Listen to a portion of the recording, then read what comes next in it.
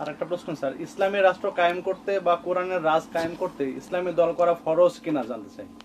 না, দল করা ফরজ না, কোনো দল করা ফরজ না, তবে দাওয়াত দেওয়া ফরজ। দাওয়াত, আল্লাহর পথে মানুষকে দাওয়াত দিবেন, হ্যাঁ ইসলামী রাষ্ট্র কায়েমের জন্য দাওয়াত দিবেন, বলবেন, এবং এই কাজের জন্য যদি সংগঠিত হয় তাও হবেন, কিন্তু দল করা ফরজ না। কারণ দল করার অর্থ হচ্ছে আপনি নতুন একটি ফেরকা আবিষ্কার করলেন। ইসলামে কোনো দলাদলির জায়গা নেই, ইসলাম প্রত্যেকে সমান, প্রত্যেক ইমানদার মাসুম, এই যা সবাই আছে আমার লোক, আলাদা কোনো দল করা ইসলাম অনুমোদন করে না। এই জন্য যারা আলাদা দল করবে বা ইন্নহুম আলা তাসিস দলালা, ইবনে সিরিন বলছেন তারা একটি পথভ্রষ্টতার পথ রচনা করতেছে। আর দল করার অর্থ হচ্ছে এখন মনে করবে যে আমি ভালো ও খারাপ, দল করার অর্থই এটা মনে করবে, এবং দলের কারণেই আমি দেখেছি ভালো মানুষদেরকেও তারা ঘৃণা করতে শুরু করেছে দলের কারণে। এই জন্য দলীয় দৃষ্টিকোণ সংকীর্ণতা নিয়ে আসে, এটা না করে পরস্পর মিলেমিশে থাকবো।